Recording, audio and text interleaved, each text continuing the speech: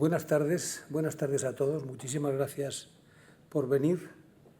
Bueno, ya veis que tenemos un encuentro singular, como tuvimos hace un poco más de 2 meses, cuando estábamos analizando las posibles consecuencias de los resultados de las elecciones americanas. En aquella reunión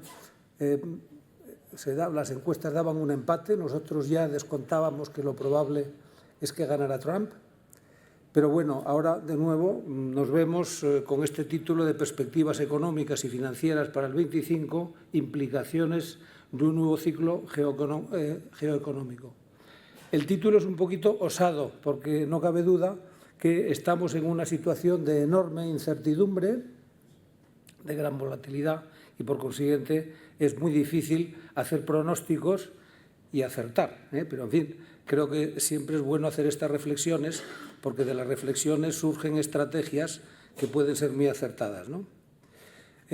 A pesar de que la incertidumbre y la volatilidad y la desconfianza que se genera en el mercado con todo esto nos puede inquietar, yo creo que tenemos que mantener nuestro optimismo porque hay elementos fundamentales que yo creo que son muy positivos, ¿no? La humanidad, somos algo más de 8.000 millones de personas, cada año se incrementan en unas 70, 80 millones de personas, lo cual añade unos 1.000 millones de personas más cada 15 años, es un ritmo un poquito más moderado del que venimos, pero hay una cosa que a mí me parece que es muy interesante y es que cada año se incorporan unas 100 millones de personas a las clases medias.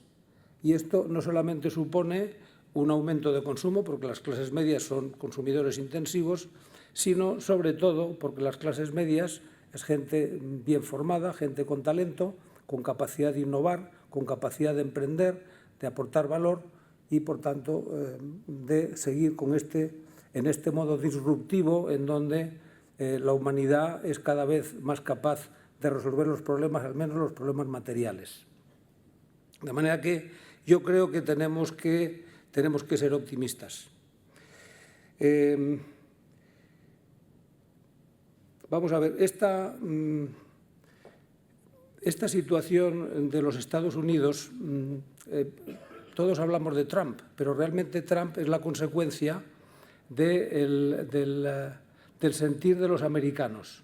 Porque todo lo que Trump dice que va a hacer, que en cierto modo nos inquieta un poco, ya lo dijo en la campaña electoral y los americanos, el pueblo americano está en este modo de terminar un poco con esta cultura woke, de volver un poquito a los principios y, naturalmente, a corto plazo están muy concentrados en los intereses de América, ¿no? Y parece ser también que, de alguna manera, esta posición que tenía de gendarme del mundo van también a moderarla. En cualquier caso, Trump y su equipo es gente que viene del mundo de la empresa y, por tanto, yo no creo que vayan a hacer tantas cosas como dices. Al final vamos a tener una dinámica transaccional. Pero, en cualquier caso, no cabe ninguna duda que estamos en momentos de muchos cambios. Y hablando de cambios, si me permiten, voy a hacer una pequeña digresión. Yo, en mi posición como presidente de Fujitsu, hace unos años montamos un programa que se llamaba Rumbo al 2020 para tratar de empoderar a nuestros equipos, y uno de los vectores del programa consistía en traer a personas relevantes del mundo de la economía y de la empresa para que en las interacciones con ellos conociera mejor nuestra gente la realidad del mercado. En una ocasión le invité a Paolo Basile, que era entonces el consejero delegado de Mediaset, y le encargué que nos hiciera una reflexión sobre el cambio, ¿no? Él hizo una reflexión muy elocuente, muy interesante, y al final de su discurso nos hizo un comentario que es el que quiero compartir con vosotros, que me pareció sumamente interesante y que creo que viene a cuento. Él dijo, bueno, realmente no es el cambio, es el movimiento, es decir, el cambio continuo, el movimiento. Y dijo a continuación El cambio está para aquellos que no estuvieron atentos. Pues bien, yo creo que en Singular Bank estamos atentos. Tenemos mucha gente que está muy atenta a este movimiento y precisamente en esta situación de disrupción, de incertidumbre, de movimiento continuo, yo creo que todos necesitamos para proteger y mejorar nuestro patrimonio profesionales que estén atentos, que tengan una buena preparación, que sean honestos, íntegros y que estén absolutamente orientados a los intereses de nuestros clientes. Creo que esto es lo que pasa en nuestro banco, por eso tenemos, yo creo que el mejor NPS del mercado. El NPS es un índice sintético que mide la experiencia del cliente y su disposición a recomendar a la compañía de servicios que corresponda. Creo que tenemos el mejor NPS del mercado. Creo que nuestros clientes están sumamente satisfechos con el servicio que damos. Yo, que llevo incorporado a este banco a la presidencia, una presidencia no ejecutiva, pero sí una presidencia comprometida, me incorporé en el mes de agosto pasado y todo lo que estoy viendo me parece que va en esa dirección. Por eso estoy cada vez más comprometido. De manera que yo les invito a los que sois clientes que lo sigáis siendo. Espero que os vamos a seguir dando muy buen servicio. A los que no lo sois, estaremos encantados de que vengáis. Y ahora a continuación veréis las presentaciones de Alicia Coronil. Alicia es nuestra Chief Economist, persona extraordinaria, que nos hará una presentación general de la situación geopolítica y geoeconómica. Y luego a continuación Roberto Scholter, que es nuestro director de estrategia, nos hará también una presentación sobre nuestra estrategia de inversión, que espero que a todos ustedes les parezca muy interesante. Bueno, pues muchísimas gracias. Gracias por venir y espero que les resulte muy interesante esta nueva sesión, este nuevo encuentro singular. Muchas gracias. Gracias, Javier. Buenas tardes a todos. Muchísimas gracias a Javier, a nuestro presidente y sobre todo a todos ustedes que han venido esta tarde a acompañarnos. Y si me lo permiten, me gustaría hacer un poco de historia, porque al final en la historia también sacamos muchas conclusiones para analizar y abordar esta situación que, como bien decía nuestro presidente, pues es una era marcada por la incertidumbre, la volatilidad y la impredictibilidad.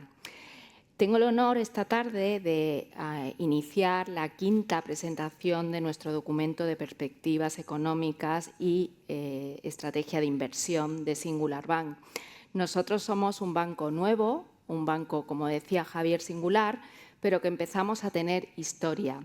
Y precisamente quería esta tarde con ustedes recordar cuáles habían sido los títulos anteriores de esos 4 documentos previos, porque de alguna forma nos dicen de dónde venimos, cómo se está gestando esta nueva era y hacia dónde previsiblemente podemos ir en ese nuevo ciclo geoeconómico que se abre. El 2021 fue el año de Pandenomics. Estábamos todavía viviendo las consecuencias de la pandemia con esas sucesivas olas, pero también empezamos a vislumbrar cómo el mundo empezaba también a reconfigurarse. ¿Por qué digo esto? Surgió la crisis energética, los precios empezaron a dispararse, empezó a verse que había una inflación que no solamente venía provocada por la pandemia, sino también porque había fuerzas estructurales que iban a hacer esa inflación mucho más persistente y, sobre todo, vivimos los inicios de una nueva era geopolítica con esa retirada de las tropas aliadas de Afganistán en el verano del 2021. 2022 fue el año de reconfiguración. Teníamos que repensar cómo reactivar nuestras economías con esos planes de recuperación y empezó a surgir una palabra que era la seguridad estratégica, que se aceleró todavía más, si cabe, a raíz de la invasión de Rusia en Ucrania y esa crisis energética y esas tensiones inflacionistas sin precedentes que abrieron un nuevo ciclo en la política monetaria y que nos hicieron ver que esas tensiones inflacionistas y ese ciclo geoeconómico que se abría había venido de alguna forma a quedarse. 2023 lo llamamos un año de nuevos paradigmas porque estábamos viendo que íbamos a una economía, una senda económica donde la palabra geoeconomía iba a ser clave con esas tensiones crecientes entre el bloque aliado o la Alianza Atlántica, pero también Rusia, China, Irán y Corea del Norte, que de alguna forma querían un nuevo orden internacional. 2024 fue el año para nosotros de despejar incógnitas. ¿Por qué? Porque creíamos que era el año en el que íbamos a empezar a vislumbrar hacia dónde evolucionaba la inflación, hacia dónde iba a evolucionar la política monetaria, pero sobre todo lo que más nos preocupaba desde el área macro era cómo iba a acabar este ciclo intenso de elecciones electorales que hemos vivido con el 60% de la población abordando procesos electorales más o menos libres, pero acabando el año con el proceso electoral clave, que era precisamente las elecciones presidenciales de Estados Unidos, donde precisamente la victoria de Donald Trump ha confirmado que vamos hacia una nueva era donde ya vivimos una guerra fría, si me lo permiten, una guerra fría en torno a tres campos: el comercio, la tecnología, pero también una guerra de ideas.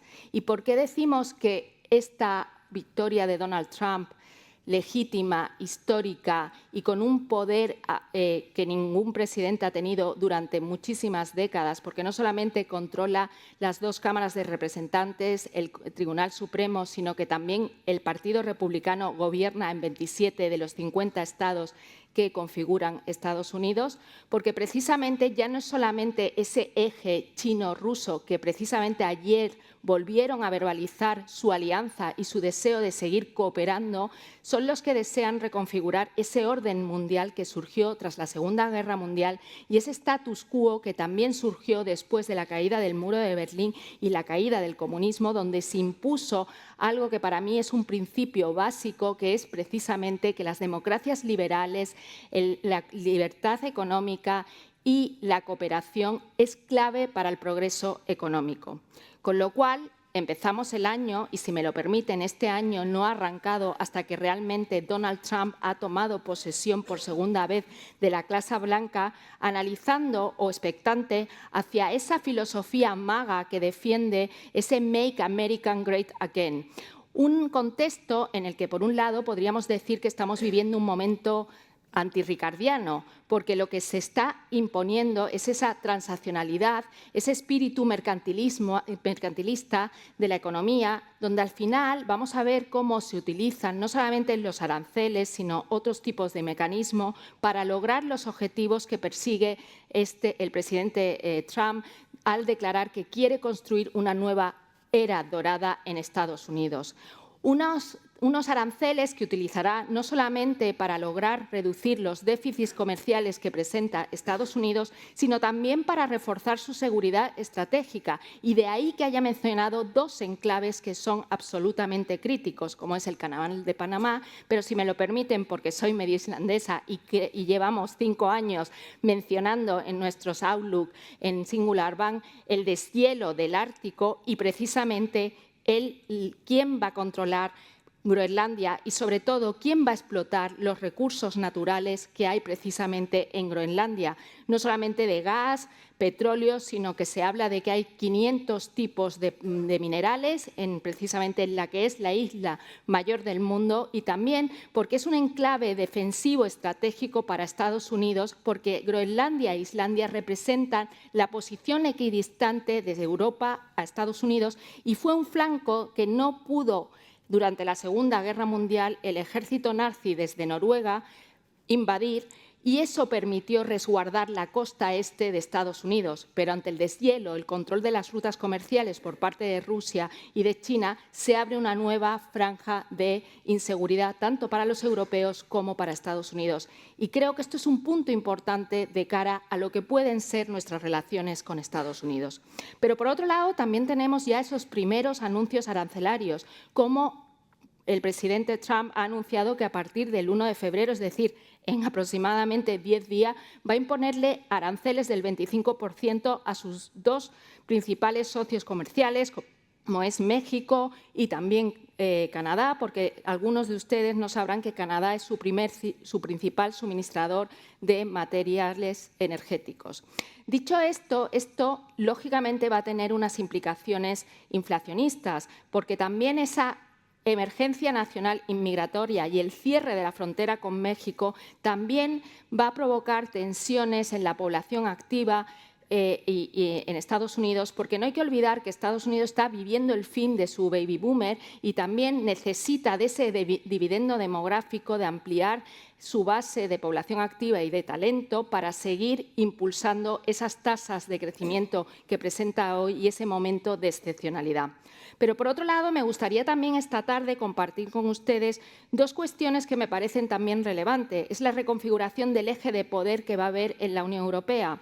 ¿Por qué? Porque Francia y Alemania viven un momento de debilidad y surgen capitales que van a ganar protagonismo, como es el caso de Roma, por la presencia y la relación que tiene de proximidad la presidenta Meloni con el presidente Trump, pero también Polonia, porque es uno de los países que está defendiendo la necesidad de que Europa tiene que rearmarse y cumplir sus compromisos con la OTAN. Pero, por otro lado, me gustaría destacar el fenómeno Elon Musk, porque también abre un nuevo paradigma en este nuevo ciclo geoeconómico, que es cómo la influencia de las redes sociales pueden generar inestabilidad o cambiar el signo o cambiar la decisión de los ciudadanos en los procesos electorales.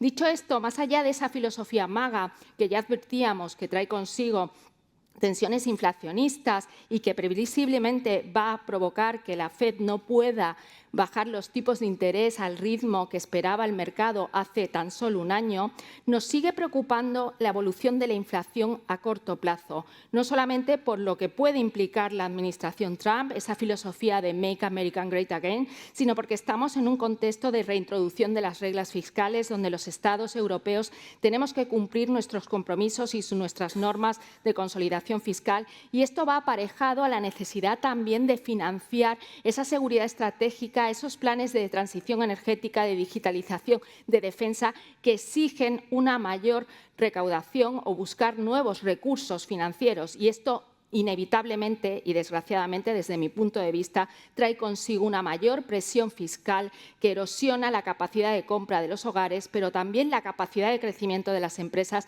especialmente de las de menor tamaño. Pero también estamos en un momento de debilidad del euro que también hace que todas esas importaciones, especialmente de materias primas energéticas, encarezcan también la cesta de la compra, los procesos productivos en Europa, el precio de la electricidad. Y, por otro lado, también estamos en un contexto en el que estamos viendo esa volatilidad en el mercado del petróleo, con un nuevo repunte de los precios del crudo, pero también del gas natural, derivados de ese cierre que se produjo el 31 de diciembre del paso de gas natural de Rusia a través de Ucrania y que está tensionando el mercado energético, especialmente en un invierno que está siendo frío en el caso de Europa, sin olvidarnos de esas tensiones salariales que se están imponiendo también en Europa ante el envejecimiento de la población y en un contexto en el que los gobiernos avanzan a endurecer también, como en el caso de Estados Unidos, su política migratoria. Estas tensiones inflacionistas se producen en un momento en el que Europa, déjenme que se lo digan, afrontamos un momento de excepcionalidad, de muchísima debilidad, sobre todo una debilidad de crisis política. Tenemos crisis política en Alemania con una compleja situación económica, en la primera potencia del mundo, debido a la pérdida de competitividad, la elevada burocracia, a la pérdida de ese motor que eran las exportaciones, ante el peso, el protagonismo creciente de los productos chinos de mayor valor añadido, como puede ser el coche eléctrico, las baterías o también la producción de insumos de energías renovables, pero también tenemos a la otra parte de ese eje que es clave en la Unión Europea, que es París, sufriendo una profunda crisis política y la incapacidad de abordar un plan de ajuste fiscal coherente y solvente que no ponga en duda la capacidad de Francia o del conjunto de Europa para abordar nuestros procesos de sostenibilidad. Un contexto en el que no solamente resaltaría que Trump inicia esa nueva administración en un mundo diferente porque hay un momento de debilidad en Europa con una crisis de liderazgo y una incapacidad de rearmarnos para hacer un mega que sería Make Europe Great Again, como nos ha pedido Draghi y Letta en sus informes, sino que también tenemos a la segunda potencia del mundo, que es China, pasando un complejo momento económico interno ante esa crisis inmobiliaria persistente, esas tensiones deflacionistas, esa pérdida de capacidad de compra de los ciudadanos chinos y la incapacidad de crear más clase media, porque si hay un dato que me gustaría compartir con ustedes esta tarde es que precisamente Estados Unidos del 2010 a 2024 ha conseguido aumentar su Producto Interior Bruto respecto a Europa un 50%. Sobre la Unión Europea, pero al mismo tiempo, si miramos el crecimiento de China en los últimos 4 años, se ha quedado estancado en un volumen de PIB de aproximadamente 18 billones de dólares, a pesar de que China hoy cuenta con más capacidad tecnológica, es un actor clave, como les decía, en muchísimos campos, no hay que perderle de vista y, sobre todo, hay que tener claro que ha creado una base exportadora de 170 países, ha logrado una cifra récord de $1 billón en un superávit comercial y tiene muchísimas más herramientas que tenía en el primer mandato de Donald Trump para hacer frente a esta guerra comercial. Pero también Trump se encuentra con un país diferente, porque no solamente sigue estando muy polarizado, sino que los estadounidenses le han votado en gran parte porque han creído en la promesa de que va a controlar la inflación. Y precisamente Estados Unidos, en ese momento de excepcionalidad que vive económica, donde estamos viendo indicadores de un repunte de la actividad, de resiliencia del consumo, de resiliencia también de la creación de empleo, pero sobre todo de un proceso desinflacionista que se ha estancado y que vuelven a emerger tensiones inflacionistas que previsiblemente harán que la FED solamente pueda, a priori, bajar los tipos de interés 2 veces, se encuentra que si tensiona demasiado su política de Maganomics, puede generar un repunte acusado de la inflación, obligar a la FED a subir los tipos de interés y encontrarse que en las elecciones del midterm no gana o pierde todo ese poder absoluto que tiene actualmente las cámaras de representantes. Por eso, nuestra tesis desde Singular Bank es que el mayor foco de atención por parte de Trump va a ser unir o intentar también llevar a Europa a frenar el liderazgo tecnológico y evitar que China sea la nueva potencia hegemónica a nivel global.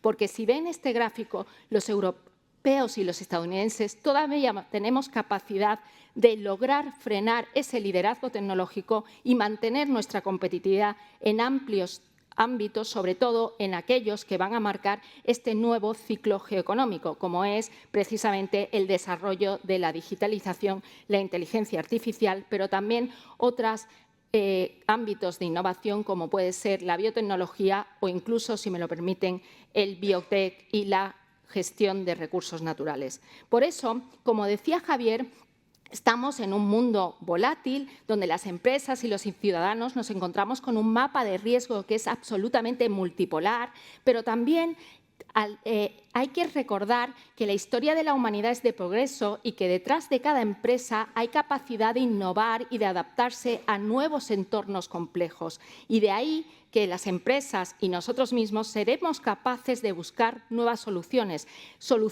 e inversiones que se producirán en estos ámbitos, porque si algo ha venido para quedarse es acelerar la seguridad estratégica de los países. Vamos a tener que invertir más en defensa, en tecnología dual, en tecnología aeroespacial, pero también va a ser importante cambiar los sistemas de seguridad propios, es decir, sustituir esas cámaras de seguridad que están hechas en Made in China por unas producidas en países que consideramos fiables. También va a ser importante la inteligencia artificial de doble impacto, no solamente para generar nuevos puestos de trabajo, procesos, digitalización, sino también para controlar que esa inteligencia artificial que venga de otros países no pueda erosionar las democracias liberales. Por supuesto, hay que reforzar la seguridad energética, no solamente con el despliegue de la transición energética a través de la energía solar y eólica. Es importante también, ante la intensidad de demanda de la inteligencia artificial, de los centros de datos, el crecimiento de las ciudades, lo que necesitan las ciudades para abordar las recargas de los coches eléctricos, es necesario también poner en marcha la energía nuclear. Por otro lado, va a ser importante la tierra. Aquí va a estar también sobre el tablero la lucha por quién controla los recursos naturales, la propiedad de la tierra. De ahí esa visión que también tiene Donald Trump de recuperar espacio en América Latina y en África, donde en los últimos años ha sido precisamente China la que ha ido ganando protagonismo con sus inversiones de la ruta de la seda. Y, por último, el control de las materias primas. De ahí la importancia que tiene precisamente el Ártico.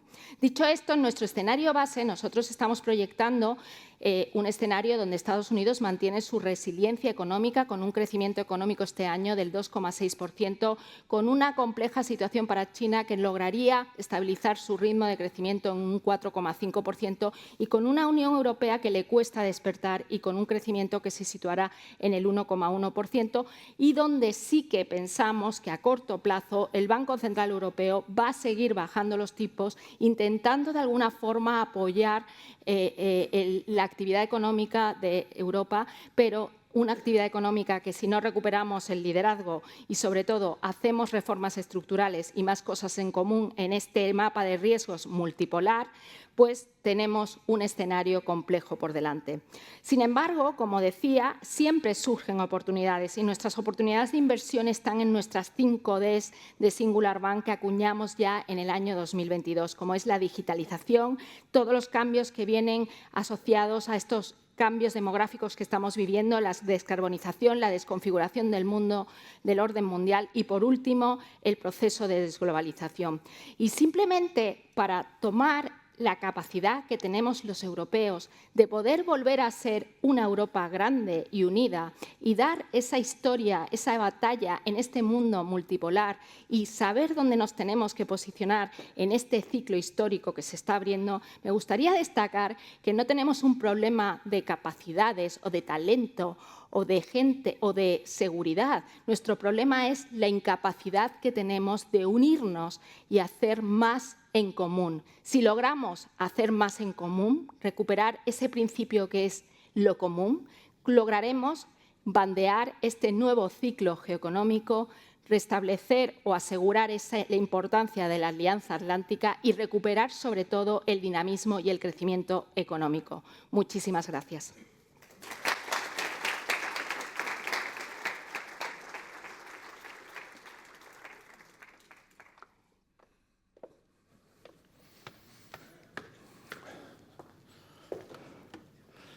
Muy buenas tardes.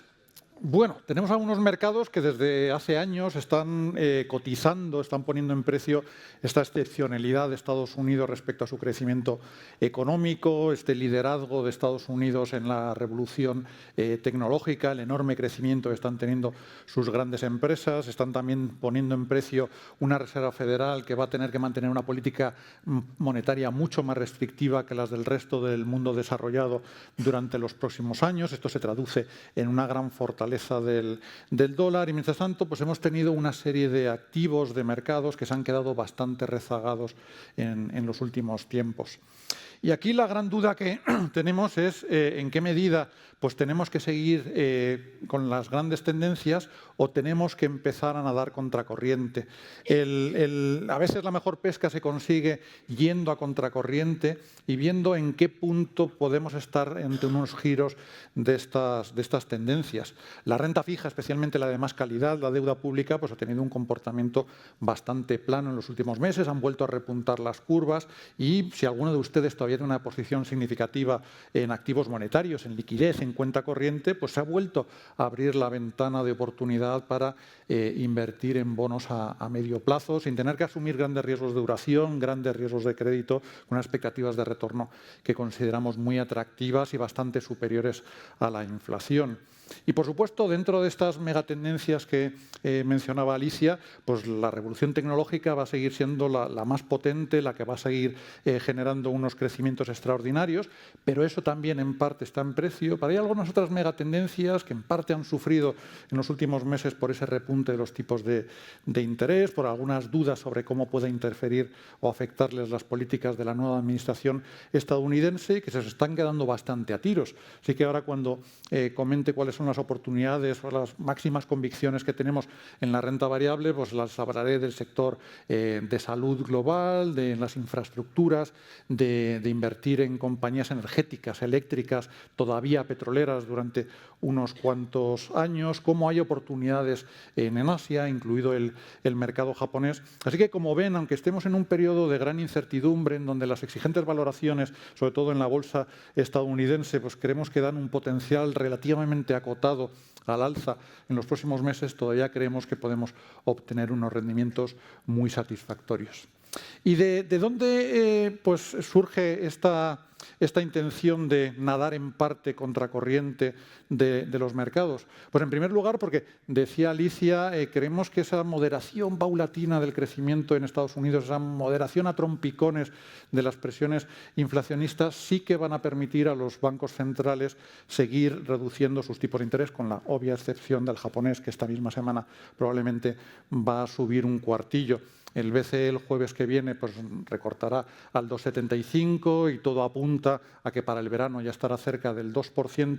Pero es que el mercado ahora mismo, sobre todo, es muy escéptico respecto a la capacidad que pueda tener la Reserva Federal de recortar sus tipos. El gráfico este lo que compara son los puntos negros que está descontando el mercado, la línea roja, que es lo que la propia Reserva Federal nos dijo en su reunión de diciembre. Y como pueden ver, el mercado ahora mismo pues, considera que la FED como mucho el año que viene, este año va a poder recortar un cuartillo, quizás dos, solo a partir de verano, y que se va a quedar cerca del 4% durante los próximos años. Es decir, una política monetaria restrictiva, un tipo de interés real de prácticamente el 2%, y que si finalmente la FED es capaz de bajar los tipos, pues genera una buena oportunidad en la renta fija.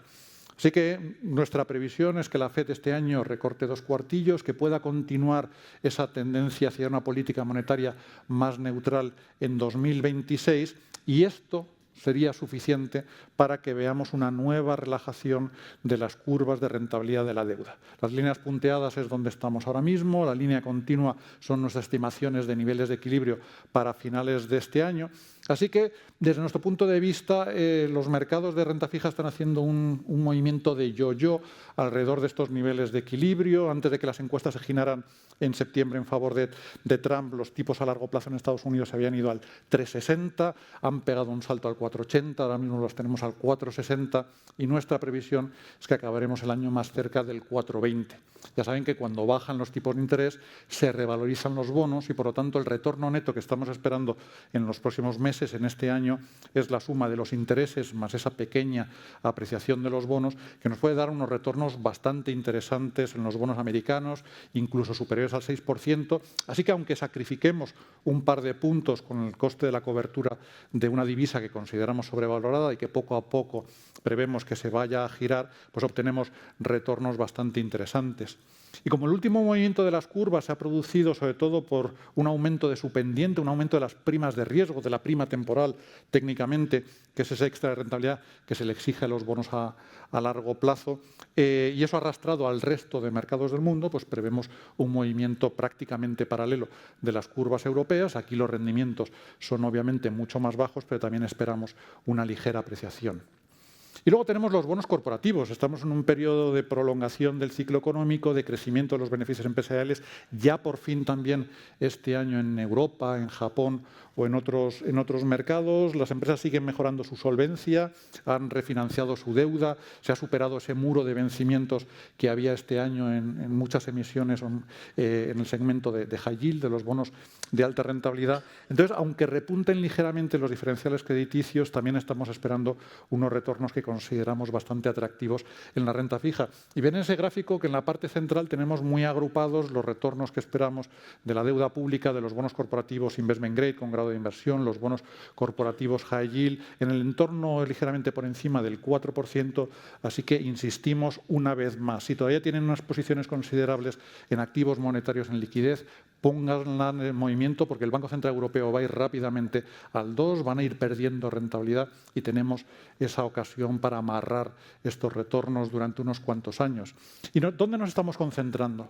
Básicamente en 4 ideas. Siempre tenemos una base de deuda pública a medio plazo, tratando de evitar los vencimientos más largos, los más vulnerables a la volatilidad, a que los países más relevantes, Estados Unidos, Reino Unido, Francia, Italia, España, pues no reconduzcan su deriva fiscal. Pero aparte de esa base de deuda pública, 4 ideas fundamentales aquí.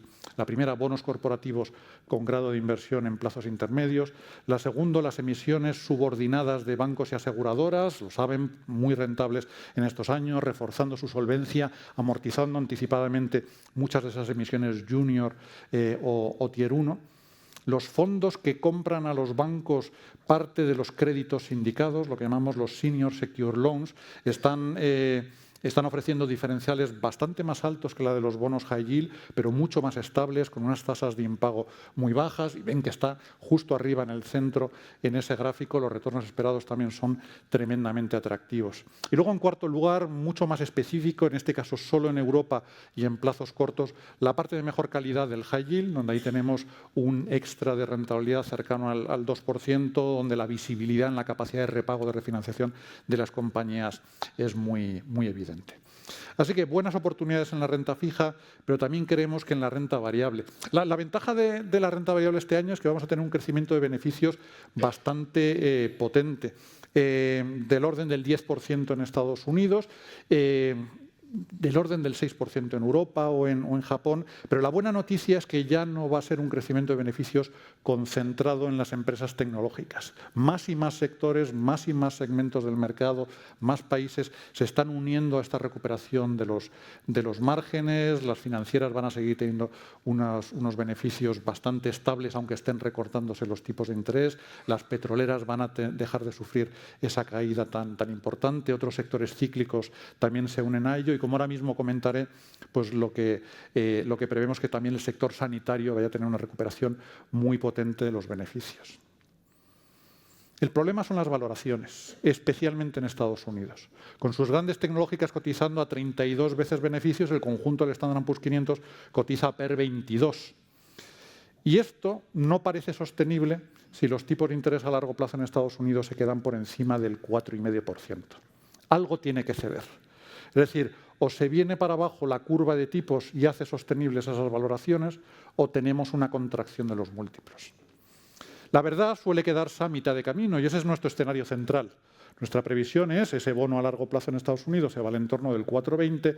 Tenemos una pequeña moderación de los múltiplos en la bolsa estadounidense de 22 a 21, pero claro, se come parte del potencial que nos da ese crecimiento de beneficios de cerca del 10%. Por eso, en términos de índice en Estados Unidos, estamos hablando de potenciales que después de la subida de los últimos días se queda incluso por debajo del 5% más el dividendo.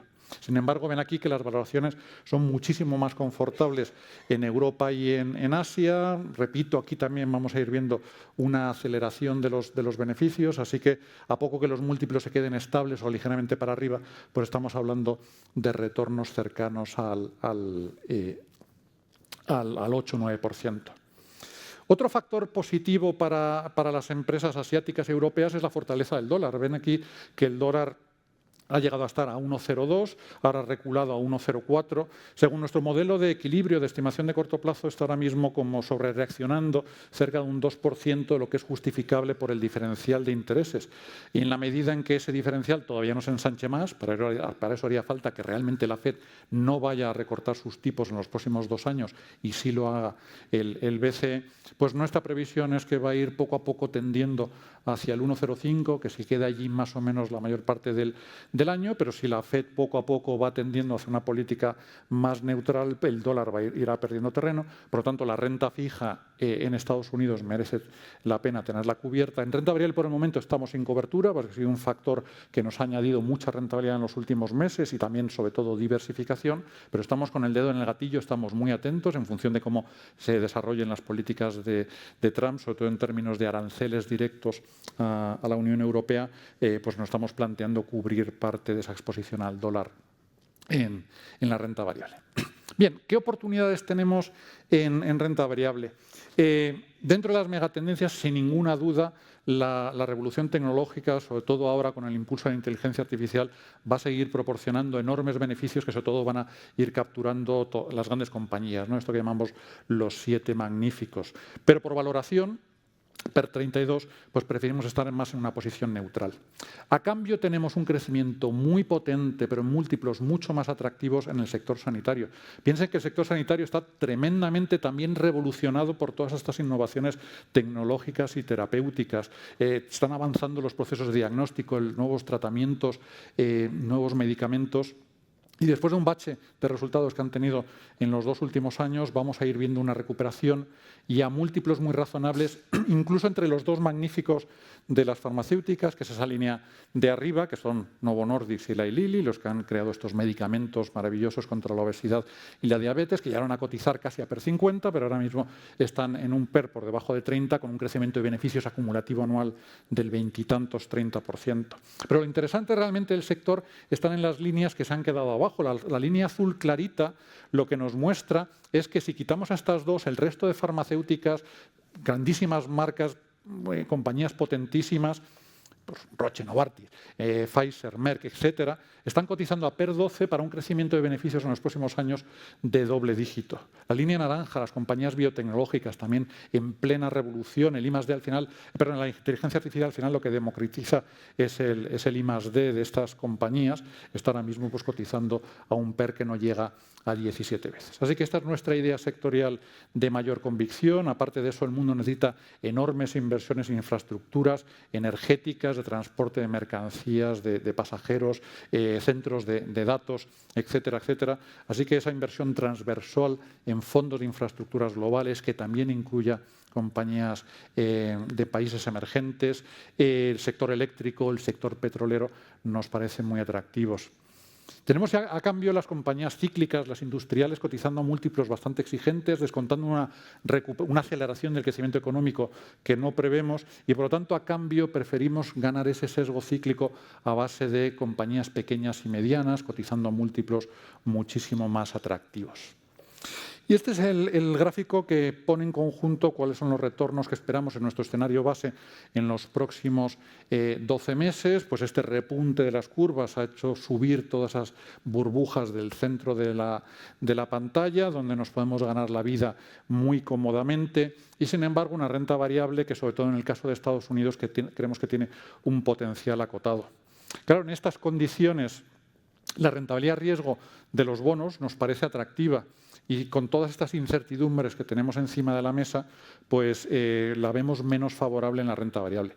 Eso se traduce en una asignación táctica de activos, en una estrategia que ahora mismo tenemos con una ligera infraponderación en renta variable, implementada sobre todo en las acciones estadounidenses y dentro de la renta variable con un cierto sesgo defensivo, ¿no? Pues al final, si tenemos menos compañías cíclicas, tenemos más defensivas tipo salud, eléctricas, pues las carteras deberían defenderse mejor en un periodo de turbulencias y, lo digo por tercera vez, los activos monetarios van a ir bajando de rentabilidad a toda velocidad. Aprovechen todavía esta coyuntura.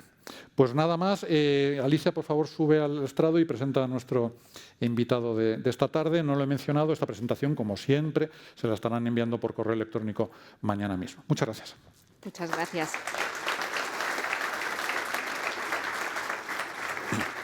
Bueno, pues para analizar precisamente si estamos ante un nuevo ciclo geoeconómico, ante una nueva era y un posible nueva orden mundial, pues tenemos hoy el lujo de contar con Pablo García Verdoy, que fue embajador de España en Alemania entre los años 2012 y 2016 y luego embajador representante permanente ante la Unión Europea entre 2016 y 2021.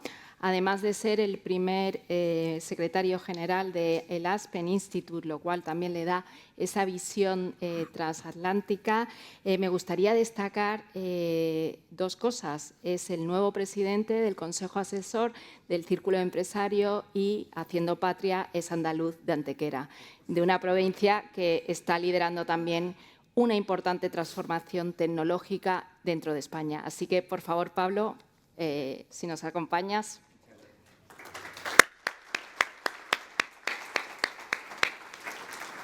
¿Dónde me siento? Gracias. Bueno, pues Muchísimas gracias. Y la primera pregunta que te quería lanzar, porque esta mañana leyendo artículos de opinión, ¿no?, sobre esta nueva era dorada que ha anunciado Trump para Estados Unidos, que creo que combina el aislacionismo con el expansionismo, lo cual es incompatible, ¿no?, de alguna forma, y me hace ser optimista en cuanto a la Alianza Atlántica. Me ha sorprendido unos datos que ha publicado el Consejo Europeo de Política Exterior, donde los europeos, los ciudadanos de la Unión Europea, solamente el 22% consideramos que Donald Trump va a ser positivo para nosotros. Baja al 15% en el caso de Reino Unido, solamente un 11% en el caso de los coreanos del sur y, sin embargo, en ese sur global la percepción es muy positiva. El 49% de los rusos considera que va a ser buena, el 46% de los chinos, el 84% en el caso de India y, por último, el 61% en Arabia Saudí. ¿Por qué los europeos estamos tan negativos? Bueno, yo creo, y muy buenas tardes y encantado, estoy aprendiendo muchísimo y la verdad es que es una lección lo que me habéis dado los dos hoy, ¿no? Yo creo que hay un elemento fundamental, que es que el modelo norteamericano, el modelo post-Bretton Woods, el modelo que se creó después de la Segunda Guerra Mundial, era un modelo que nos convenía mucho a los europeos, ¿no? Era un modelo en el que estábamos muy cómodos, ¿no? El modelo de un mundo basado en reglas y unas reglas previsibles. Es el único modelo en el que la Unión Europea, que es un poder débil, que es un poder suave, que es un poder que no tiene una estructura estatal tan consolidada, se siente cómodo. Por lo tanto, es muy natural que la destrucción de ese modelo, que es un poco el neomercantilismo que se ha mencionado antes, flagrante, pues nos produzca más inquietud que aquellos que no participaron ni en la gestación y probablemente no tanto en los beneficios del modelo internacional que conocemos, ¿no? Bueno, interesante reflexión, Roberto. Sí, no, sí, tú. Yo creo que la mía enlaza más tarde. Vale. Bueno, interesante reflexión. ¿Y qué nos falta realmente después de esos documentos tan importantes, ¿no?, de Draghi, de Letta, ¿no?, esas alarmas antes de que llegara a hacerse efectiva la reelección de Donald Trump? ¿Qué falta en Europa para que consigamos vivir nosotros también un momento mega, ¿no? Porque para mí Europa es lo más, no porque sea europea, creo que es el continente donde mejor bienestar tenemos, mayores libertades, y a lo largo de la historia hemos conseguido demostrar que sabemos levantarnos y también hemos sabido, pues, vertebrarnos en momentos críticos como la pandemia o incluso en la invasión rusa a Ucrania. ¿Qué nos falta? O sea, ¿qué nos falta en esta comisión? ¿Nos falta algo? ¿Está bien construida? ¿Tú crees que va a haber cambios? No sé, ¿cómo lo ves tú? Bueno, yo creo que nos faltan muchas cosas, ¿no? Lo primero de todo, hay una cosa que yo quiero compartir con todos ustedes, que es la Unión Europea es una creación en gran medida norteamericana. Y eso no se nos puede olvidar. Cuando se crea y cuando Monnet empieza a desarrollar su proyecto, el punto de partida es Estados Unidos, ¿no? Y a partir de ahí, con el Plan Marshall, con la creación de la OCDE, se genera una dinámica multilateral muy sana y de la que hemos vivido, ¿no?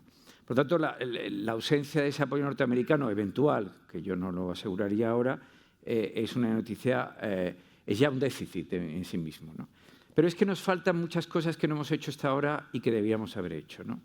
Yo he tenido el privilegio, no sé si es un privilegio que todos compartiréis, pero de ser la persona que negocia por parte de España el Fondo de Recuperación en Bruselas, ¿no? Cuando se aborda la crisis COVID, como tú muy bien has descrito, de una manera muy distinta a la que vivimos en el 2008, ¿no?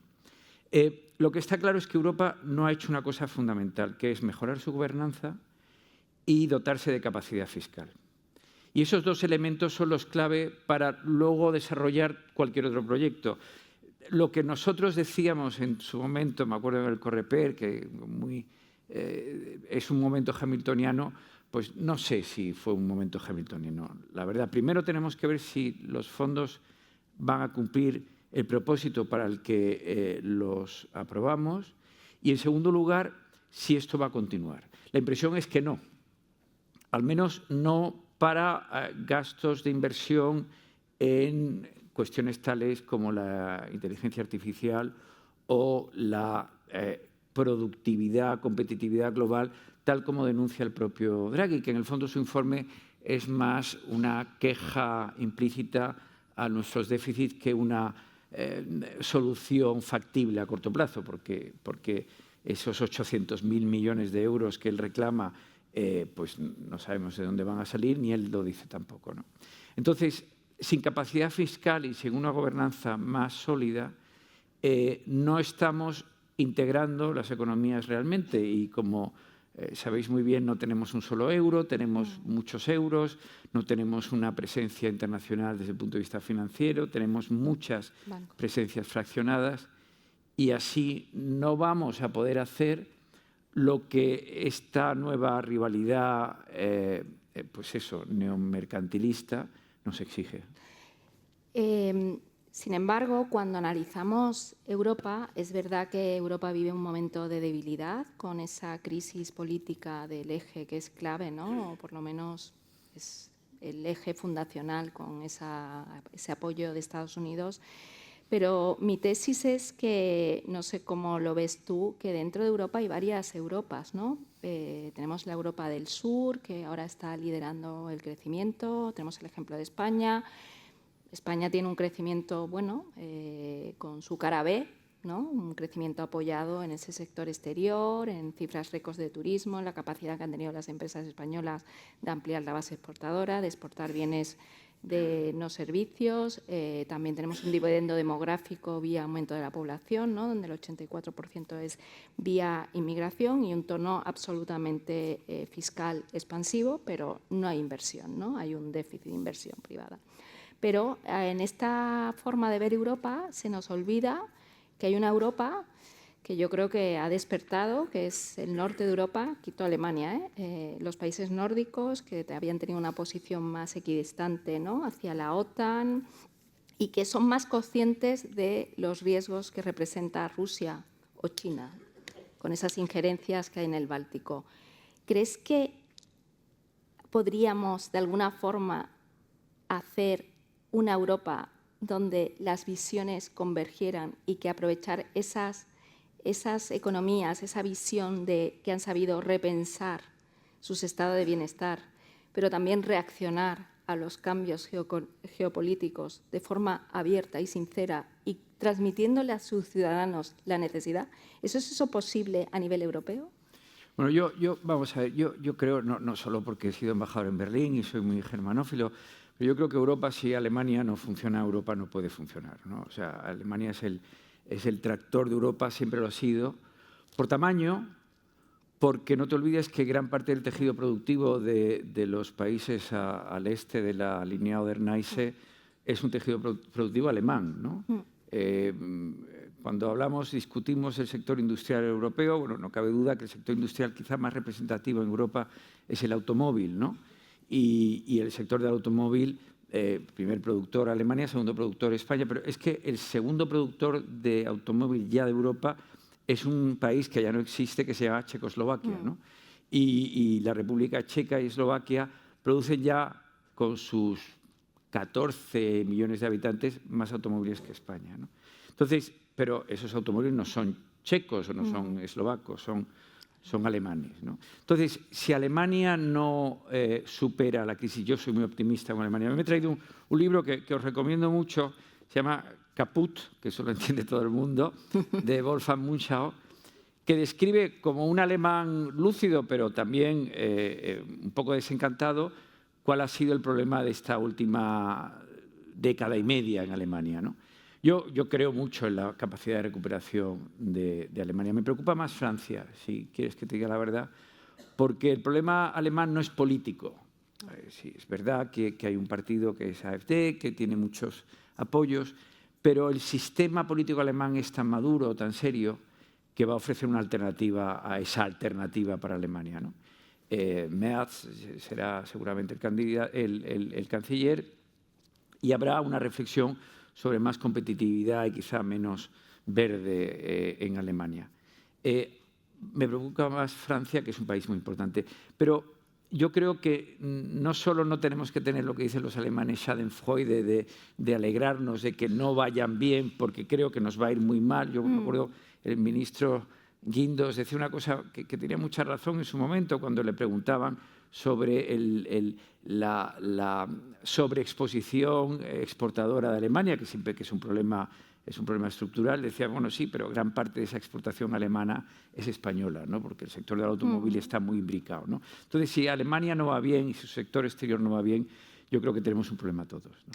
Totalmente de acuerdo, y coincidimos también lo hemos reflejado en el documento, que Alemania puede ser la sorpresa positiva este año al anticiparse las elecciones y ante el debate que hay desde el Banco Central alemán, el Bundesbank, pero el IFO Institut y también grandes empresas, de la necesidad de recuperar la competitividad y reducir las trabas burocráticas. Yo me leí un informe muy interesante que decía que si Alemania reducía los niveles de burocracia a los niveles de Suecia, por eso soy tan pronórdica, sí, podía los alemanes ahorrarse, el tejido empresarial y el sector privado, en torno a 140.000 millones de euros al año, ¿no? Pero la pregunta es, ¿va a ser posible en Alemania llegar a un consenso? Y ahora, si no, pasamos luego a Francia, hacemos el viaje y acabamos también con España.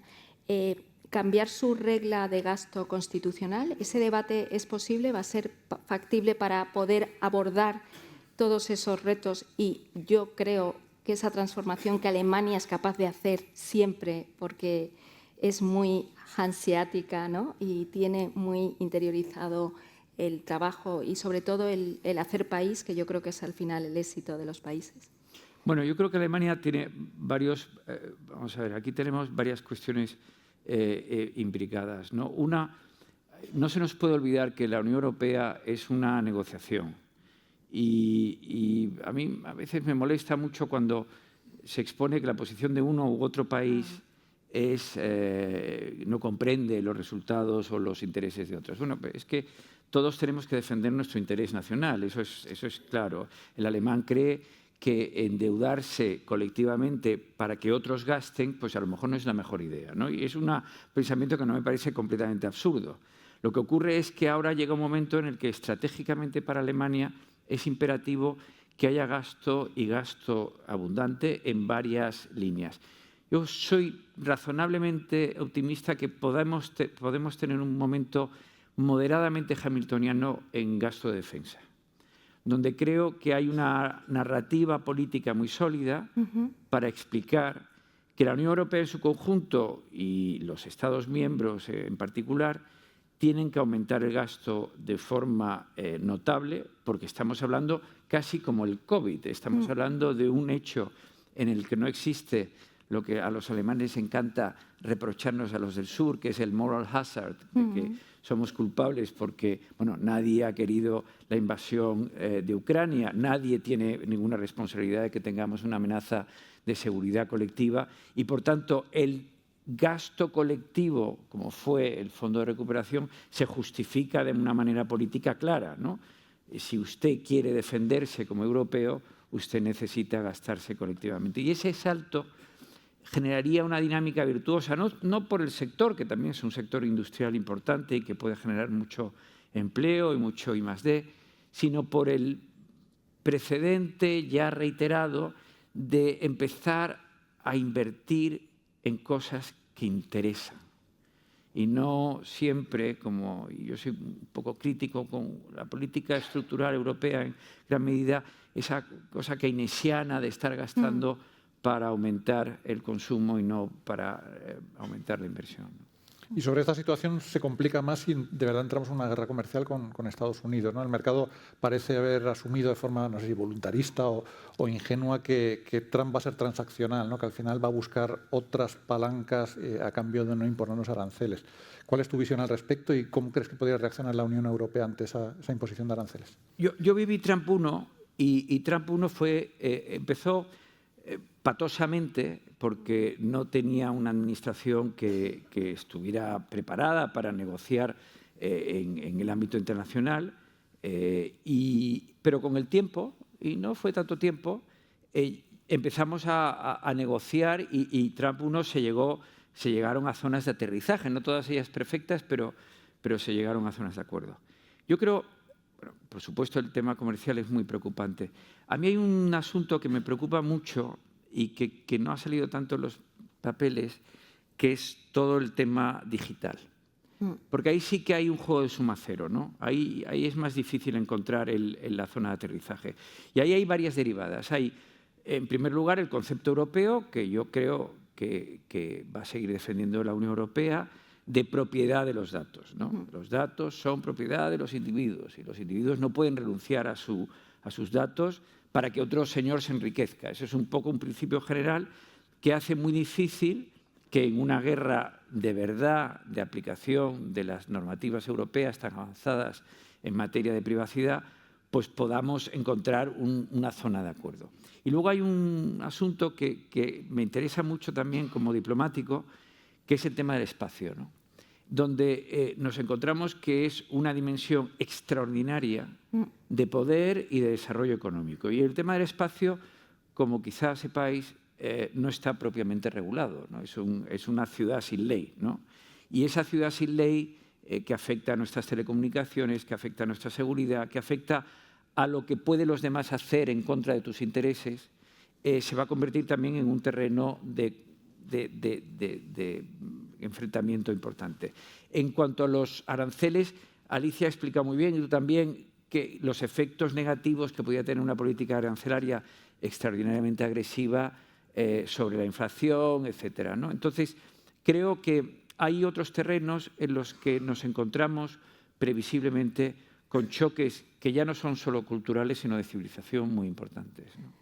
Pues así es. También hablaban hoy de la fiscalidad, ¿no? De esa norma que se había consensuado en la OCDE y que eso también era un tema tectónico entre los europeos y las empresas estadounidenses. Pero bueno, vamos, si te parece, a darle la oportunidad al público que nos acompaña esta tarde a que puedan también lanzar sus preguntas.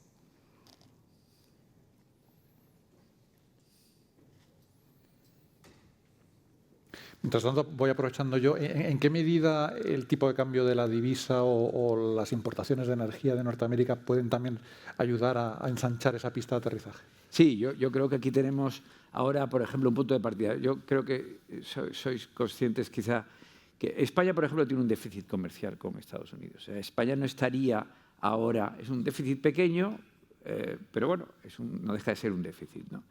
Si todo va acorde con los planes europeos y globales, en el fondo, nosotros vamos a tener una vía para aumentar, por desgracia, nuestro déficit comercial y otros países que no lo tienen para equilibrar sus balanzas a través de la compra de gas licuado, ¿no? Eso es una línea muy fértil para equilibrar balanzas comerciales, muy fácil de desarrollar. Tiene un problema, que el gas licuado norteamericano por el momento es bastante más caro que el que estamos, por cierto, comprando muchos, que es el ruso, y al final esa pérdida de competitividad en la industria española o europea pues también tendrá un efecto dominó. Pero lo que es aritméticamente posible es mejorar la balanza comercial con Estados Unidos sin ser extraordinariamente disruptivos, ¿no? Sin tener que hacer barbaridades con nuestro sector agroalimentario, con sectores exportadores clásicos europeos. Hay una medida también adicional que conocéis muy bien, sobre todo impulsada después de la aprobación del IRA en Estados Unidos, que es la deslocalización en favor de Estados Unidos, la inversión en producción en Estados Unidos, que se está produciendo de manera muy acelerada, y las empresas automovilísticas alemanas son el problema. Y aquí os he traído Caput porque me ha parecido, y luego el último número de Foreign Affairs, que recomiendo mucho, porque hay un artículo extraordinario que se llama El extraño triunfo de una América rota, en el que un politólogo norteamericano describe el privilegio de Estados Unidos, ¿no? La situación tan extraordinaria que de forma natural, por su geografía, pero también por la manera de haberse desarrollado en los últimos años, se encuentra Estados Unidos. Esta capacidad que ha tenido y que tiene Estados Unidos de abordar la quinta revolución industrial de una manera tan apabullantemente superior a todos nosotros, que yo creo que ese es el gran debate para nosotros, ¿no? El gran debate para nosotros es que hemos perdido un tren fundamental. Hemos perdido como si la máquina de vapor la hubieran inventado otros y no nos hubiéramos enterado hasta 30 años después. Y estamos así con un terreno que tenemos que recuperar porque todo lo demás es menos relevante, ¿no? Y esta paradoja de un país roto políticamente, con tantas dificultades desde el punto de vista institucional y, sin embargo, con un poderío económico y con una capacidad de crecimiento tan extraordinaria, ¿no?